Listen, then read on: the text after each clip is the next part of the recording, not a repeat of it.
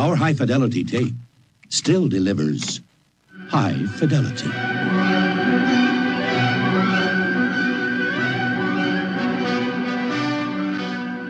Forget the vinyl revolution. For old school music fans who remember that iconic commercial, cassettes are making a comeback. There's a surprising surge in sales of one of the most fragile and most frustrating formats of music ever sold. Superstars Ariana Grande, Kendrick Lamar, and Lady Gaga are among those offering their newest songs on cassette tape. Our Scott McFarlane found out why some are looking back. For cassette collector St. Virgil, there's a thrill in chasing tapes. She and other attendees at the inaugural New York City Tape Fair last Sunday in Brooklyn are part of the format's return. I got this case, which actually has all of my singles, and the ones on the top here, I actually won in an eBay bidding war. It's a bit different from their heyday. For that, we have to hit rewind.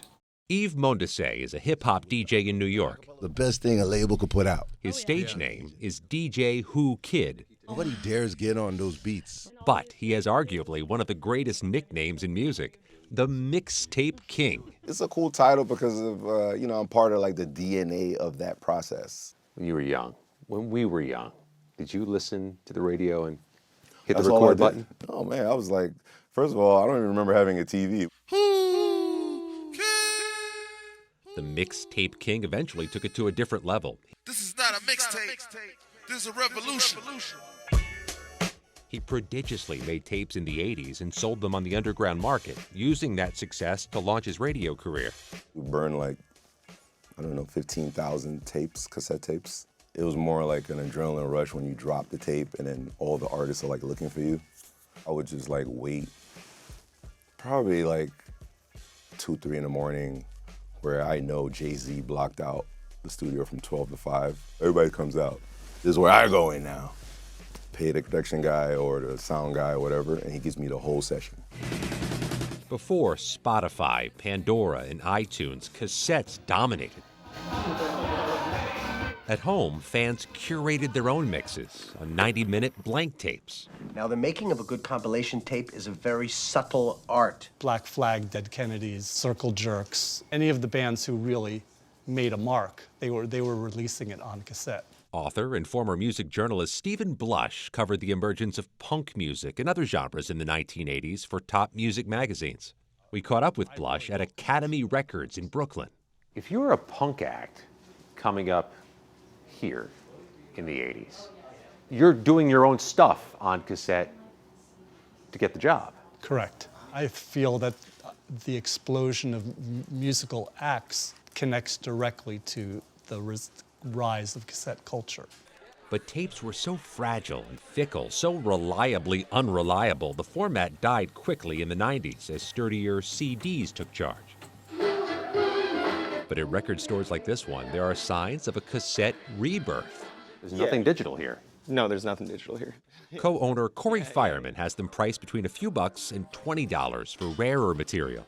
Do you think having like a physical thing that is small, that holds this thing that you really love is real and cool? What types of people would actually want something like this? I think that there's a surprising amount of young kids who want it. I'd say like 20-year-olds. And the resurgence is being fueled by artists like Harry Styles and Billie Eilish, now selling some of their music on cassette to people who now also have the trendy portable tape players. I know there are other people who are like, oh, but the sound quality, I think for me, that's what's endearing about it. Whatever dollar amount you think I paid, lower it. 28-year-old St. Virgil has reached her target on TikTok, physical media enthusiasts.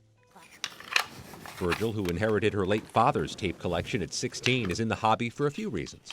I just love the permanence. When you take, for example, streaming online, I don't know when any platform is just going to be like, hey guys, so sorry about that. We just are not operating anymore. And that terrifies me, not being able to access my favorite music in that way. And that could explain the upward trend in physical music sales.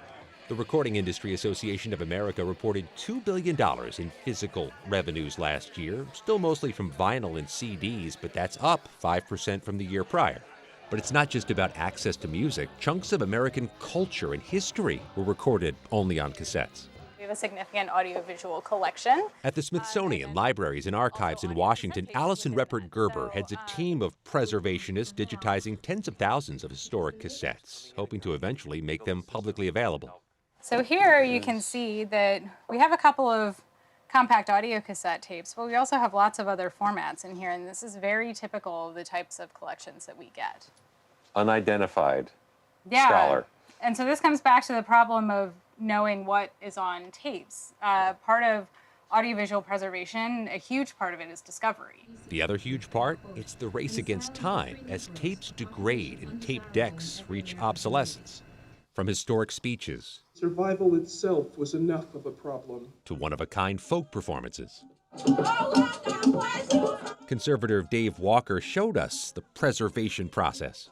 And putting it into a new holder, a new cassette. Exactly, because there's little parts in here too that can either be damaged or are sometimes missing. So with this, I'm going to carefully Reshelling, cleaning, photographing, cataloging, digitizing, and housing tapes with all their inconsistencies. With all that work involved, it does beg the question, why bring back such a fragile medium? For some, that labor of love is part of the appeal. I was never really a tinkerer or like any sort of handyman or repairman, but I now know how to repair a cassette tape drive and how to fix the batteries and everything. I think I have a really close relationship with the actual tapes themselves. It almost feels like I have a piece of the artist's soul in my hand. A future for old tapes, other than the shoebox beneath your bed. For CBS Saturday Morning, I'm Scott McFarland, on the B-side in Washington. Kids are like, well, on the B-side. Yeah, it's the baby, on flip the side. B-side, yeah. You know what? I do miss those covers and being able to read about some of the music. That I miss in any of those meetings. You know what? Because I would play out a cassette. I remember everything from Out of Africa, Barbra Streisand. I mean, I would listen, and with each listen, I would hear the degrading. Because I would play it over and over on my 40-minute ride to work. The first cassette that comes to mind for you is Out of Africa. I literally would listen to Out of Africa, and I would listen to Once on This Island, which was a Broadway musical. I'm weird, okay? But we love you weird. Yeah, I'm just saying.